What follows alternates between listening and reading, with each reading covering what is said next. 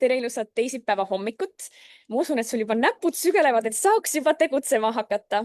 Minu nimi on Triin Pärn ja mina olen üks veebikooli assistentidest ja igal nädalal siin Facebooki grupis veebikooli ettevõtjatele kutsun ma külla põnevad inimesed, kes räägivad põnevatest teemadest, et me saaksime kõik midagi ära teha. Tere tulemast kuulama Selje, Katriin. Öelge meile jah, tere hommikust, siis me teame, et me ei ole üksi siin. Ja minuga on siin täna Kristi Tragel, kes on korrastaja. Oma ettevõtte on tal ka, kus ta siis teeb Tartu piires, Tartus koristab ja oma tiim on tal. Ja ma mäletan, kui ma temaga koostööd alustasin, mina nimetan tema raamatupidaja, siis ta alustas üksi ja nüüd on see tiim kasvanud. Ja ma vahepeal mõtlen, kuidas sa saad sellega kõigega hakkama, Kristi, sest sul on ju lisaks tööle on sul veel ka muid rolle, mida teha. Tere tulemast, Kristi. Tere, väga tore on siin olla ja aitäh sellise toreda sissejuhatuse eest. Ütle mulle kohe ära, kas sul on rohkem tunde kui teistel päevas? Kahjuks ei ole, kuigi vahepeal ma väga tahaks, et oleks või siis oleks selline variant, et mind oleks 2 tükki. Et üks teeks siis ühte asja, teine siis teisi asju. Et seda ma küll vahepeal soovin. Nii et ma arvan, et meile kõigile kuluks see teisik ära. Tõesti, ja. Ja täna, millest sa räägid meile täpsemalt, Kristi? Ma tõin välja siin, et sul ongi juba endal tiim kasvanud, et kuidas sa kõike ära haldad ja milliseid nippe oleks sul jagada teistele, kes soovivad kasvatada tiimi või juba neil on tiim, et kuidas seda paremini koordineerida? Ja täna ma mõtlesin tõesti jagada oma pigem sellist võib-olla kogemust ja mida ma olen ise õppinud siis selle tiimi loomisel. Et võib-olla ma paneksin siia ka väiksed slaidid, et lihtsalt, et oleks silme ees ka näha. Nii, kohe. Nii, kas seda on näha? On näha, väga hästi. Nii, mõtlen, et kas ma saan seda suuremaks ka teha või? No siit võib-olla saab. Nii, et võib-olla ma räägin veidi seda eellugu ära, et Triin küll mainis, et tegelen siis puhastusteenuse pakkumisega Tartus ja Tartu nii-öelda lähiümbruses. Aga 2021 aasta sügisel siis õppisin puhastusteenindaja juhendaja õpingutel. Aga enne seda tegelikult ma sain KonMari korrastusmeetodi konsultandiks ja mul oli tegelikult plaan ikkagi korrastamisega peaasjalikult tegeleda, aga ma siis õppisin lisaks siis ka koristamist. Ja mul ei olnud alguses üldse plaanis mingisugust koristusfirmat nii-öelda alustada, et ma ikkagi tahtsin korrastamisega rohkem tegeleda. Aga kuidagi läksid asjad nii, et loomulikult ma unistasin sellest mingil hetkel, et oi, kui äge oleks, kui mul oleks mingisugune oma tiim ja me käiksime kodusid koristamas. Aga see jäi tollel hetkel lihtsalt selliseks nagu mõtteks, et oleks äge, kui oleks. Aga 2023 aasta kevadel siis võttis minuga ühendust üks mu tuttav, kellega ma sain tegelikult Instagramist tuttavaks. Ja siis tema küsis, et kas ma teen ka selliseid asju, et ma käingi kellegi kodudes koristamas. Ma ei olnud kellelgi käinud, oma kodu muidugi koristasin, aga kellegi teise juures ma ei olnud käinud koristamas. Ja siis ma ütlesin, et okei, et võime proovida ju, et ma tulen ja vaatame, kuidas läheb ja mis saab, eks ju. Ja sealt kuidagi see lumepall hakkas veerema, et siis tuli see esimene klient ja siis tuli juba teine tuttav ja kolmas tuttav ja nii ta edasi läks. Ja siis ma üksinda tegin neid koristusi, vahepeal käisin ka külaliskorterit koristamas. Aga mingil hetkel see maht järjest kasvas ja kasvas. Ja ma jätsin need külaliskorterid ära ja keskendusin siis ainult kodukoristustele. Et ma otseselt tegelikult mingit reklaami teinud, ma vahepeal Instagramis lihtsalt mainisin, et ma olen käinud ja siis keegi jälle kirjutas, aga kas sa minu juurde ei taha tulla? ja see pall hakkas veerema kuni selle hetkeni, kui mul olid tööd, ütleme sihuke 3 kuni 4 nädalat ette planeeritud, et mul oli lihtsalt nii pikk järjekord, et mul oli nii palju töid. Ja siis ma mõtlesin, et ma enam üksinda ei jõua seda teha, et mul on vaja kedagi appi. Ja siis ma 2024 juuli ehk siis ma aasta aega tegin seda praktiliselt üksinda ja 2024 juuli ma siis võtsin endale esimese inimese appi. Ja siis läks kergemaks küll, et kahekesi koristada on ikkagi palju mõnusam kui üksinda seda teha. Ja siis me töötasime koos novembrini ja siis ma leidsin ennast jälle sellisest olukorrast, et meil olid tööd 3 kuni 4 nädalat ette planeeritud, et oli see järjekord. Ja siis ma mõtlesin, et ma ju võtsin selle töötaja sellepärast, et me saaksime seda, et meil oleks nagu mõnusam tööd teha, et inimesed saaksid kiiremini aegasid, aga olukord oli täpselt seesama, mis oli siis juunis 2023. 2024 tähendab. Ja siis tuli teine töötaja, et siin on töötajad vahepeal vahetunud ja vahepeal on tulnud ka mahtu juurde.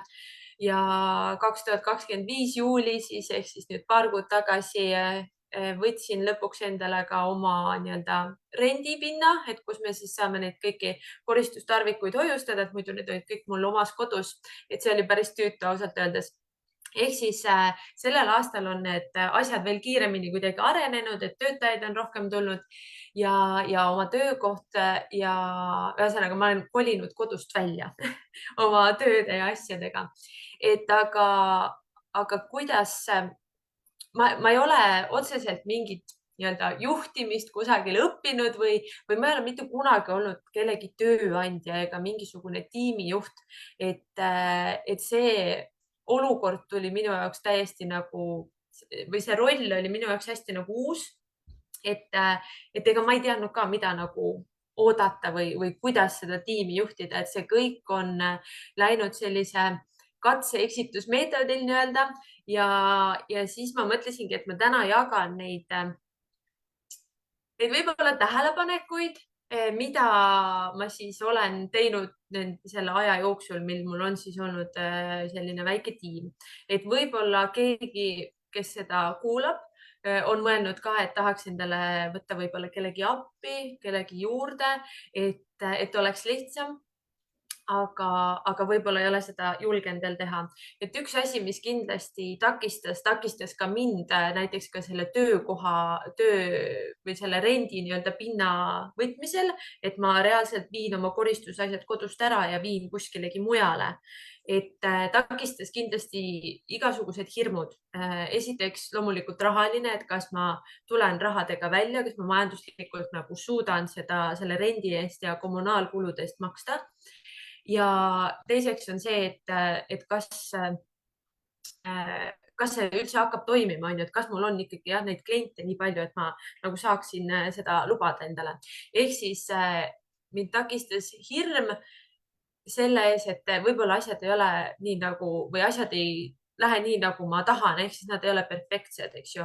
Ja see on ka töötajate puhul ja ka töö puhul, et ei tohiks taga ajada seda perfektsust, et tuleks lihtsalt kusagilt pihta hakata, et mitte nii palju mõelda nendele hirmudele, sest et teekond selle siis sinu teekond tähendab, on hästi palju sellist õppimist täis, et minul on ka ja mul on veel väga-väga palju õppida, et kuidas nagu veel paremaks saada, et kohe ei peagi kõike hästi oskama, kõik ei peagi kohe olema ideaalne ja valmis, et see kõik tuleb ajaga ja kogemustega ja absoluutselt kõikidel asjadel pole võimalik ette mõelda, et tuleb väga palju ootamatusi sellel teekonnal, et näiteks minul on ka väga palju neid ootamatusi tulnud ja just see aasta on kuidagi väga selline õpetlik olnud, et mida rohkem inimesi,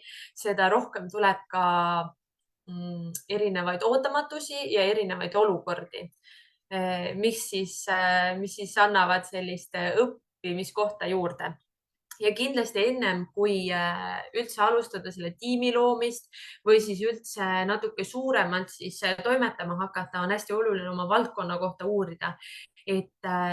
Uuri nende ettevõtete kohta, kes juba tegutsevad selles valdkonnas, nende kodulehtede kohta, näiteks teegi selline konkurentide analüüs, et mida nad teevad, kuidas nad teevad, mis neil seal kodulehel kirjas on.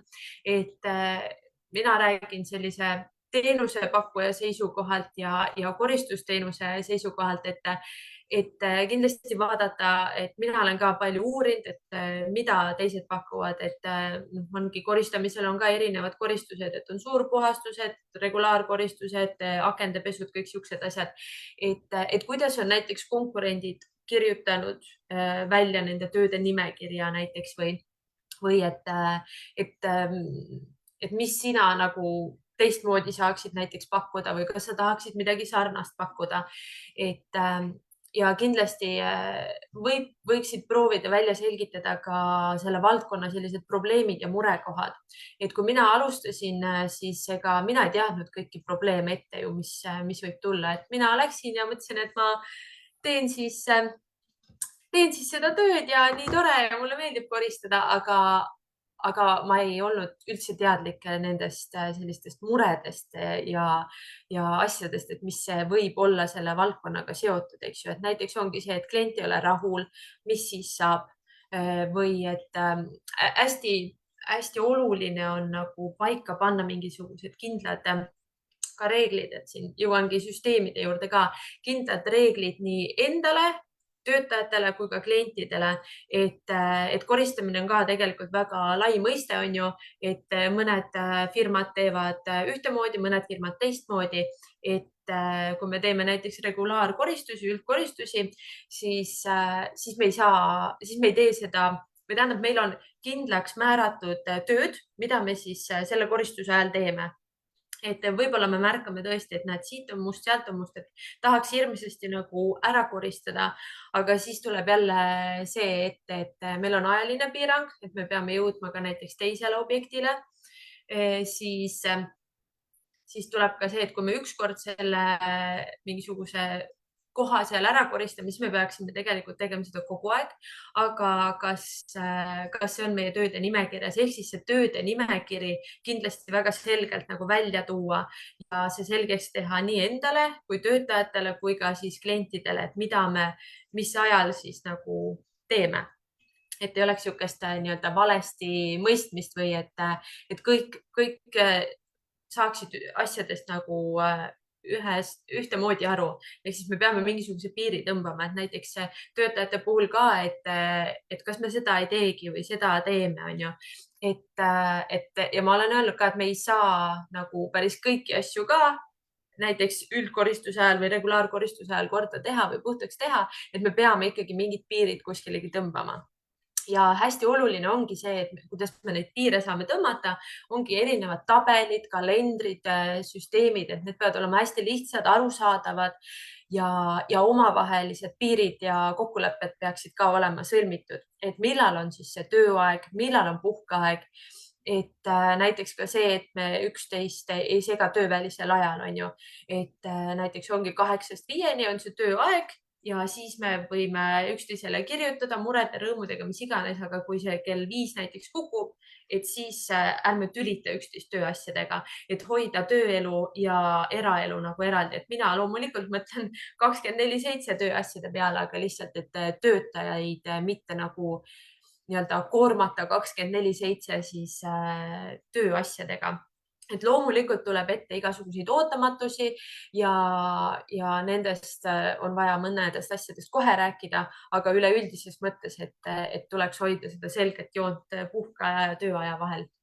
Ja kindlasti tasuks jätta ka kalendrisse ruumi ootamatusteks, et kui näiteks mõni klient on haigeks jäänud või tühistab aja, siis või keegi jääb haigeks, et nagu minul täna juhtus, et üks töötaja jäi tööst eemale ja et kuidas ma siis nüüd pean korraldama seda, et ma pean mingeid töid edasi lükkama, et aga kuhu ma neid lükkan, kas mul on piisavalt ruumi kalendris, et neid töid edasi lükata või et kas kas ma ise saan minna, kas mul endal ei ole samal ajal mingisuguseid muid toimetusi, et ma saan asendama minna või et kui mina ei saa asendama minna, et kas keegi teine saab asendama minna.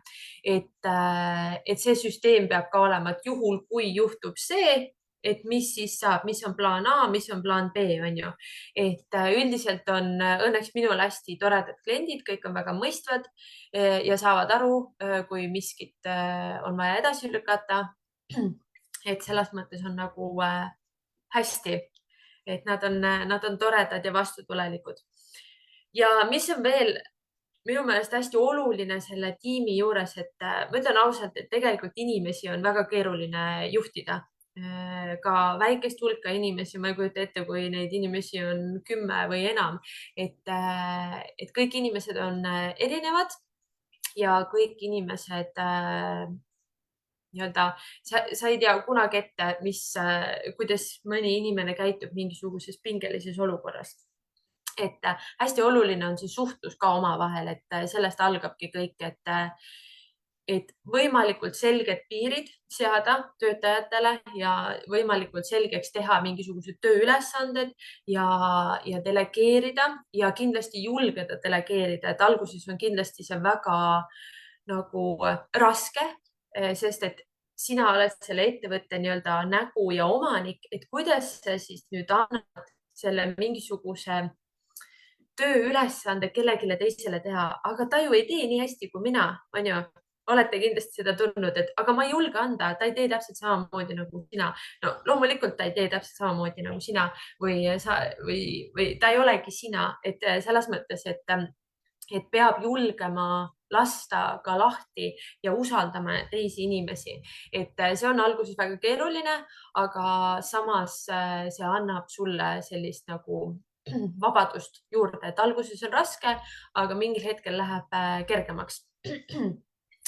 Ja kindlasti on sellisel hetkel, kui sa annad juba kellelegi mingisuguse tööülesande ja annad ja tema teeb nii-öelda, on töötaja ja sinu eest teeb või siis sinuga koos teeb, et hästi oluline on anda tagasisidet ja sellist konstruktiivset tagasisidet, mitte lihtsalt, et oli hästi, oli halvasti, eks ju.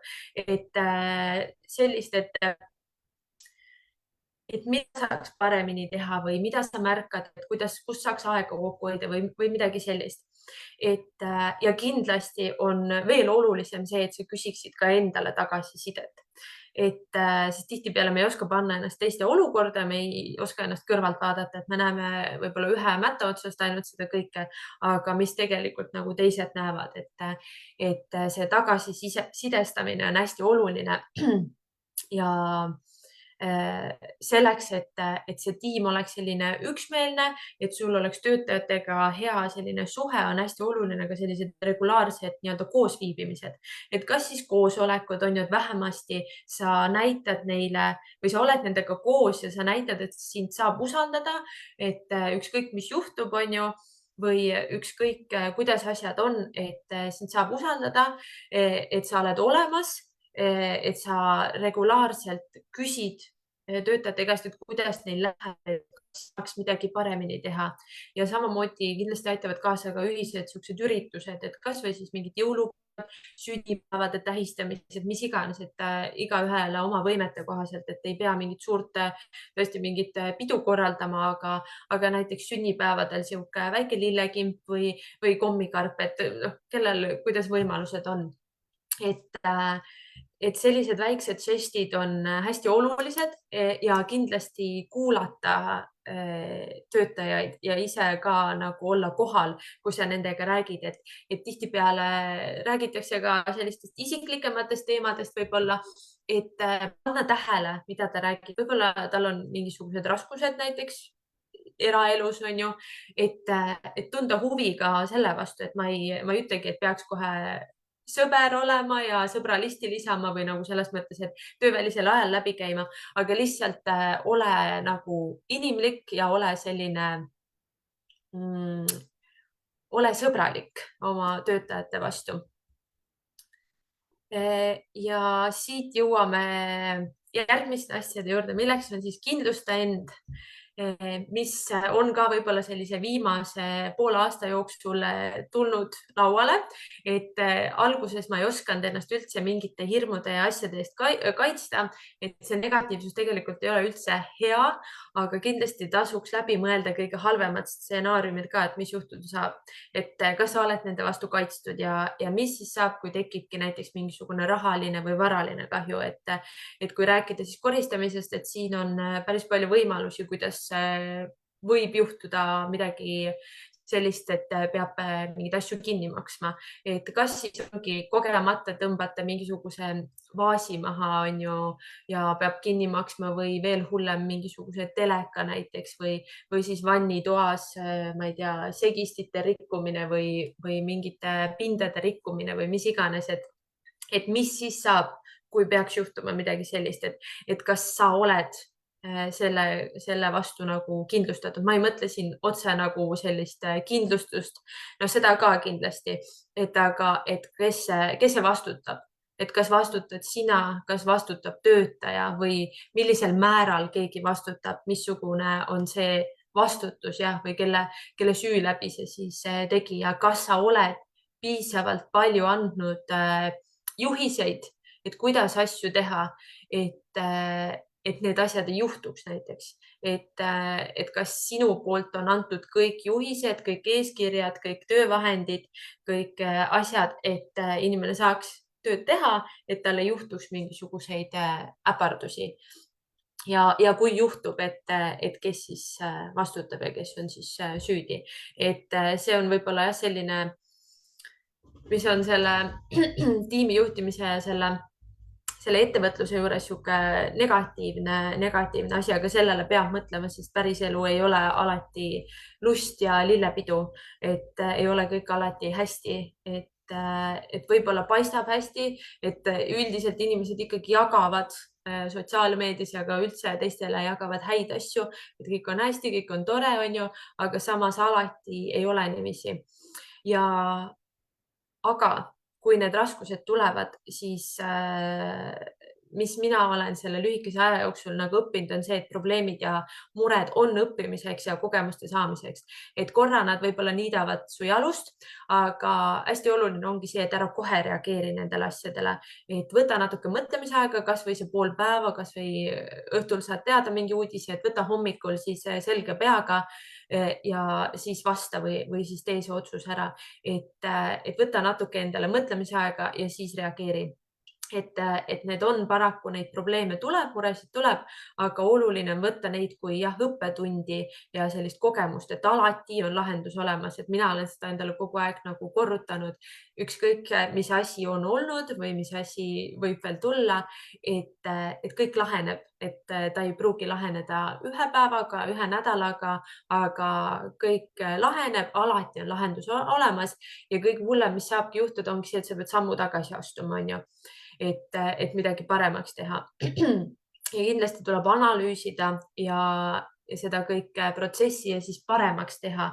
Kui on mingisugused kitsaskohad, siis nendele tuleb reageerida, sinna tuleb panustada aega ja siis tuleb neid paremaks teha ja siis sa saad ka sammukese targemana edasi astuda ja sul on jälle see kogemus juures, et kogemus kogu eluks tegelikult.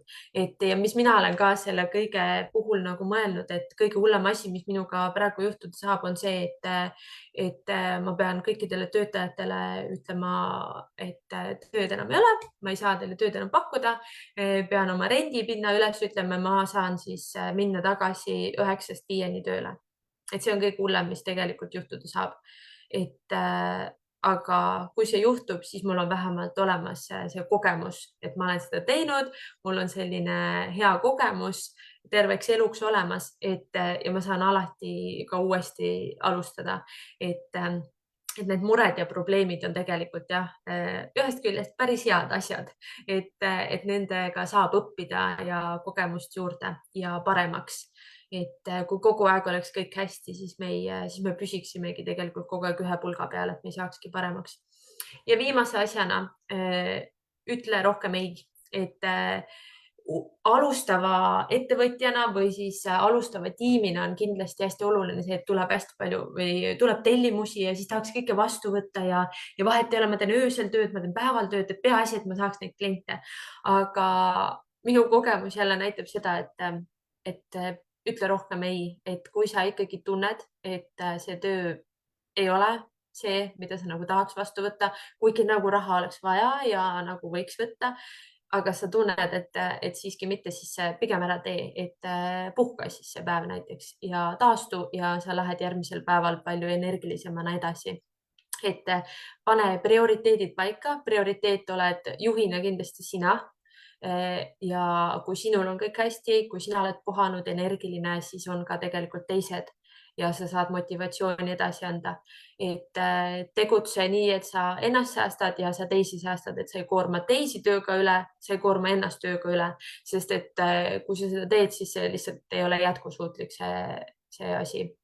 Et ma olen seda mitmeid kordi kogenud ja see ei ole üldse hea tunne, et kui see stress tuleb ja siis selline kiirem periood tuleb, et pole aega puhata, et siis keha annab ise märku sulle, aga tegelikult ta ei tohiks anda, et peaks ikkagi ise aru saama sellest ja piirid tõmbama, selged piirid.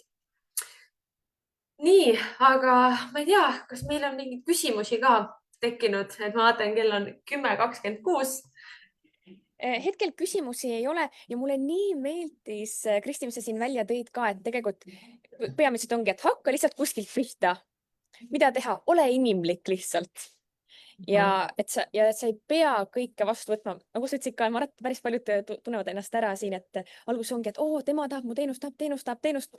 Võtan kõik need vastu, aga tegelikult mingi hetk tuleb see piir ka, et saad ju ise valida, et näiteks sinu puhul võib-olla see ka, et kes on kuskil lähemal, et võib-olla natukene parem.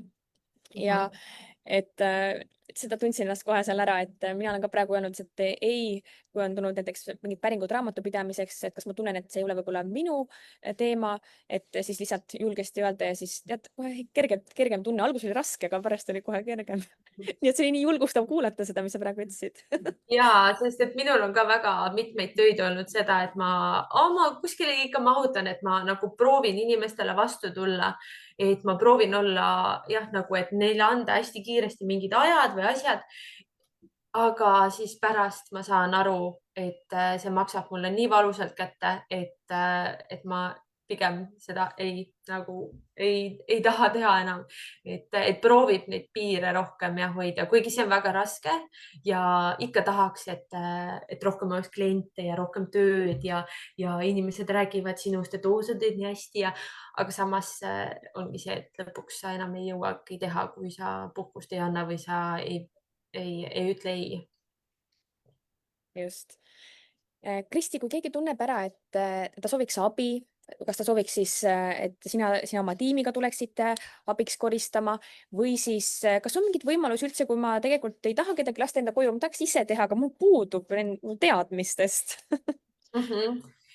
Ja ikka saab, kõike saab, mõlemad saab, et kuna hetkel on tõesti mul see nii-öelda kõige rohkem aega, energiat läheb siis nendele kodukoristustele, mis me siis siin Tartus teeme, et siis käin ka koolitusi tegemas ja teen ka online koolitusi, et selles mõttes, et minu juures saab nii üht kui teist, et kui sul endal on vähe aega, on ju, ja tahad, et kodu oleks korras või puhas tähendab ja korras ka tegelikult, et siis saab minu poole pöörduda, aga saab ka siis, kui on soov ise õppida, et on kursused ja koolitused on kõik võimalused olemas, et saab omas tempos liikuda ja õppida oma koduga koristama. Et sinul tulebki nüüd praegu ju sügisel nüüd siin kodu restart. Ma panin siia lingi ka juurde. Ja selline online kursus, et saab täiesti omas tempos vaadata erinevaid siis selliseid õpetusvideosid, et kuna ma olen niisugune hästi praktiline inimene, et mulle meeldib ise ka vaadata niisuguseid kursusi või koolitusi, et kus ma saan kohe midagi ära teha ja et kohe näita mulle, kuidas see täpselt käib, et ma olen ise ka teinud sellised videod, et ongi mingisuguse koha koristamine, näiteks ahju puhastamine on ju, et kohe nii-öelda nipid, et kuidas teha, mis teha, et siuksed on kõik seal kursusel olemas, sellised lihtsad nipid, kiired, et kuidas mingisuguseid kohti kodus koristada ja minu ja arust ka see on nii parandada. fantastiline, Kristi, et sa oled tõeline nagu tegutseja. Idee tuleb nii, ma teen e-kursuse, et inimesed saaksid ise läbida enda tempos, et sa saad tegelikult aidata inimesi nii mitmel tasandil, et see on lihtsalt imetlusväärne. Aitäh aitäh, aga jah, siin ongi see piiride tõmbamine ka hästi oluline, et kui palju üks inimene ka jõuab teha, et siin ja hästi-hästi hea ongi, et mul on see tiim, kes aitab siis teha neid kodukoristusi ja aitab ka siis nii-öelda seda veebi poolt teha, et ka seal on tiim olemas, kes siis aitab seda kõike nii-öelda luua, et üksinda kindlasti ei jõuaks seda kõike teha, et hästi oluline ongi see, et kuidas siis juhtida ja delegeerida ja just julgeda anda ülesandeid ära, et see on minu meelest oli kõige raskem osa üldse selle kõikide juures, et see julgus anda kellelegi teisele nii-öelda oma selline ülesanne teha, et kas ta ma teeb arvan, ma arvan, et see hästi. võikski jääda siit tegutsemisampsust kõlama, et selline juhi positsioon, et julgus ära midagi delegeerida. Just. Aitäh sulle, Kristi, nii põhjalik ja nii hea on kuulda praktiku selliseid õppetunde, et mis tuleb, kuidas see päriselu käib, et mis on need raskused, mis on need kergused asja juures. Et hästi-hästi põnev oli kuulata ja kindlasti, kui sa kuulad meid järgi, siis anna teada endast, et ja kuulan järgi ja mis sa siit võtad kaasa. Et seda oleks tore lugeda. Aitäh sulle, Kristi. Ja aitäh kõigile, kes seda praegu kuulasid ja ka salvestust kuulavad. Ja tšau-tšau.